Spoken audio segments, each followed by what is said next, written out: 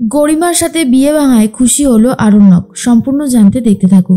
গল্পে শুরুতেই দেখা যায় আরণ্যক তো গরিমাকে বিয়ে করতেই চাইছে, কিন্তু পণ্ডিত মশাই বলে না, এই বিয়ে কোনোভাবেই হবে না, এই বিয়ে হতে পারে না।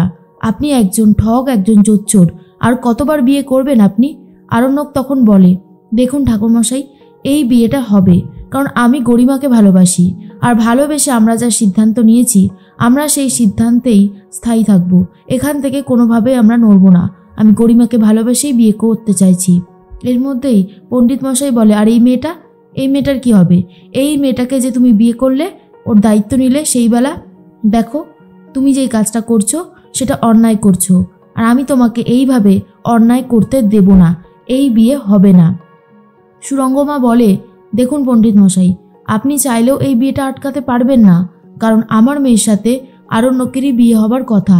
আপনি কি একটা কথা বুঝতে পারছেন না? পণ্ডিত মশাই বলে, কিন্তু আপনার হবু জামাইয়ের সাথে এই মেয়েটার বিয়ে অনেকদিন আগেই হয়ে গেছে, তাই আপনি বোঝার চেষ্টা করুন, যেটা আপনি করছেন সেটা অন্যায় করছেন। এই মন্দির কেন, আপনি যে কোনো মন্দিরে যেতে পারেন, কোনো মন্দিরেই এদের বিয়ে হবে না, অন্তত আমি হতে দেব না। তখনই সুপ্রকাশ বলে, আরণ্যক, আমি বলছিলাম কি, তুমি উঠে এসো, তুমি এমনি এমনি ওকে সিঁদুরটা পরিয়ে দাও। বিয়ের সমস্ত নিয়মকানুনই তো হয়ে গেছে, লাস্ট শুধু সিঁদুরদানটাই বাকি। সুরঙ্গমা বলে, আমারও সেটাই মনে হয়। পণ্ডিত মশাই নিজে এসে জল দিয়ে যজ্ঞের আগুন নিভিয়ে দেয়, আর বলে, বললাম না এই বিয়ে হবে না, আপনারা জোর করে এখানে এই বিয়েটা দিতে পারবেন না। রোশনাই তখন বলে, পণ্ডিত মশাই, আপনি আমার কথাটা শুনুন, আপনার কোথাও একটা ভুল হচ্ছে, যেটা হচ্ছে সেটা ঠিক হচ্ছে না। পণ্ডিত মশাই বলে, আমার কোনো ভুল হচ্ছে না, আমি যা বলেছি সেটা একদম ঠিক কথাই বলেছি। শুনুন, একটা কথা মনে রাখবেন, বিয়ে মানুষের একবারই হয়। আর একটা কথা, আপনাদের ডিভোর্স হয়ে গেছে, কাগজপত্রে লেখালেখি করে কি ছাড়াছাড়িটা হয়েছে? তখন রোশনাই বলে, যেই বিয়ে আমরা মন থেকে কেউই মেনে নেইনি, সেই বিয়েতে আবার কিসের লেখালেখি করে ছাড়াছাড়ি হবে বলুন তো পণ্ডিত মশাই? আমরা কেউই তো এই বিয়েটাকে মন থেকে মেনে নিতে পারিনি। পণ্ডিত মশাই বলে, সে সমস্ত কথা তো আমি শুনবো না, কারণ এই বিয়েটা তো আমি হতে দেব না। না। এর মধ্যেই আরণ্যক সুপ্রকাশের কথা শুনে গরিমাকে সিঁদুর পরিয়ে দিচ্ছিল, কিন্তু পণ্ডিত মশাই সেখানেও আটকে দেয়, আর বলে, বললাম না এই বিয়েটা হবে না, যান এখান থেকে বেরিয়ে যান। এই বেনারসের কোনো মন্দিরেই আপনাদের বিয়ে হবে না। আমি সবাইকে গিয়ে এই কথাটাই বলবো, সমস্ত পণ্ডিতদের এক জায়গায় করব, যাতে আপনাদের বিয়েটা কেউ দিতে না পারেন। আরণ্যক আর কিছু বলতে পারছে না। আরণ্যক মনে মনে ভাবে, এবার কি হবে, কিছুই তো বুঝতে পারছি না। রোশনাই তো খুবই ভেঙে পড়েছে। রোশনাই তখন কথা বলতে থাকে গরিমার সাথে। গরিমা বলে, কি রোশনাই, খুশি হয়েছে তো? তোমার তো খুশি হওয়ারই কথা, খুব ভালো লাগছে বলো, আমাকে এইভাবে সবাই মিলে হেনস্থা করছে, তোমার তো আনন্দ হচ্ছে। তখন রোশনাই বলে, গরিমা দিদি, তুমি এসব কি কথা বলছো? এই বিপদের দিনে কারোর কি আনন্দ হতে পারে? তোমার কোথাও একটা ভুল হচ্ছে। গরিমা তখন বলে, আমার কোনো ভুল হচ্ছে না, তোমাকে চিনতে আমি একটুকুও ভুল করিনি। তুমি যেটা করেছো অন্যায় করেছো। সবাই মিলে তো চলে যায় হোটেলে। আরণ্যক সেখানে গিয়ে ভাবে, যা হয়েছে হয়তো ভালোই হয়েছে, কিন্তু আমি তো গরিমাকে ভালোবাসি, গরিমাকে বিয়ে করলেই তো আমার সুখী হবার কথা। তবুও মনের মধ্যে কেন যে এরকম অস্থিরতা হচ্ছে কে জানে।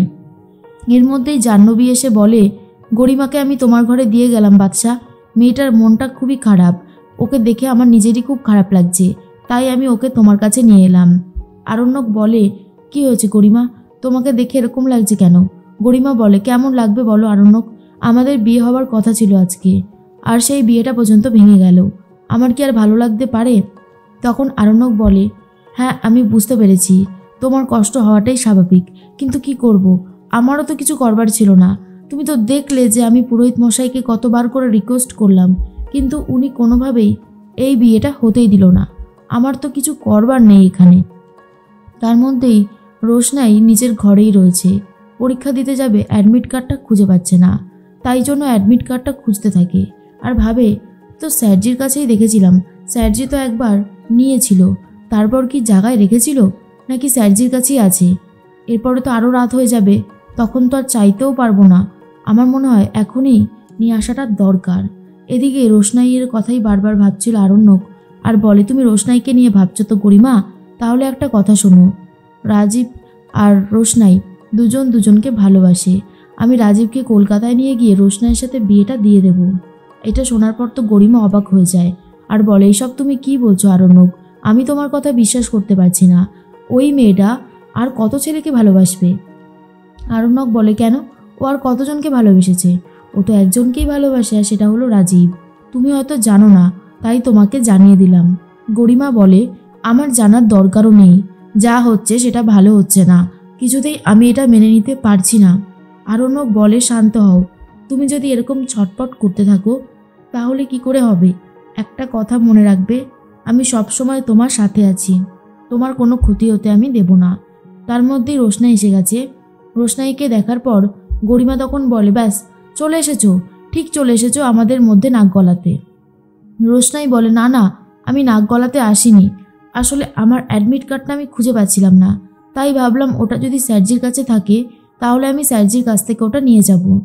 আরণ্যক বলে, হ্যাঁ আমার কাছে আছে। তুমি তো কালকে আমার সাথেই পরীক্ষা দিতে যাবে, আমি তখন তোমায় দিয়ে দেবো। যাও গিয়ে ঘরে পড়তে থাকো। তখন গরিমা বলে, কেন? ও তো একজন অ্যাডাল্ট, বিয়ে পরীক্ষা দিচ্ছে, আর তুমি ওকে পরীক্ষা দিতে নিয়ে যাবে? অত দায়িত্ব তোমাকে পালন করতে হবে না। আরণ্যক বলে, দেখো গরিমা, আমি তো বলছি যে আমি ওকে পরীক্ষা দিতে নিয়ে যাব। তুমি কেন বাধা দিচ্ছ বলো তো? তুমি এইভাবে বাধা দিতে পারো না। দয়া করে তুমি এইভাবে বাধা দিও না। আমার কথাটা শোনো, আমি যেটা বলছি সেটা ভালোর জন্যই বলছি। তখনই গরিমা বলে, হ্যাঁ আমি সেটা খুব ভালো মতনই বুঝতে পেরেছি যে তুমি কতটা ভালো চাইছো। আর এই রোশনাই, তুমি কি চাইছো? আমাদের বিয়েটা ভেঙে দিয়েছো, আরও তুমি আরণ্যককে চাইছো? তখন রোশনাই বলে, সব তুমি কি বলছো? চিচি, উনি আমার স্যারজি, তোমার বর। আমি এসব কি কখনো চাইতে পারি? আর একটা কথা মনে রেখো, তোমাদের সাথে আমি আছি। তোমাদের বিপদের দিনে আমি তোমাদের পাশে দাঁড়াতে চাই, ব্যাস এইটুকুই। আমি তোমাদের বিয়ে ভাঙতে চাই না গরিমা দিদি। সেটা করে আমি কোনোদিনও সুখী হতে পারবো বলে আমার তো মনে হয় না। এর মধ্যেই সুরঙ্গমা তো খুব রেগে গেছে। কিছুতেই এখানে এসেও গরিমার সাথে আরণ্যকের বিয়েটা দিতে পারলো না, তার জন্য প্রচণ্ড রেগে যাচ্ছে। তনুশ্রী বলে, সত্যি আমারও খুব খারাপ লাগছে। আমরা ভেবে আসলাম কি, আর হয়ে গেল কি।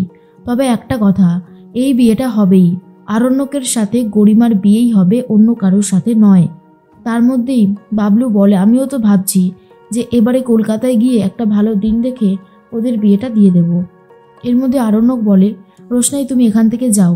এরপর রোশনাই তো চলে যায়। গরিমা তখন বলে, আমি আর পারছি না আরণ্যক, এই রকমভাবে সহ্য করা যায় না। বারবার এই মেয়েটা তোমার আর আমার মাঝখানে এসে পুরোটা নষ্ট করে দিচ্ছে। আমি তো একটু ভালো থাকতে চাই তোমার সাথে, কিন্তু সেটা আর হয় না। কেন জানি না মনে হয় তুমিও আর আগের মতো নেই, অনেক বদলে গেছো। এখন যেন পুরো মনটা রোশনাইকে দিয়ে বসেছো। আর এটা শোনার পর আরণ্যক পুরোপুরি অবাক হয়ে যায়।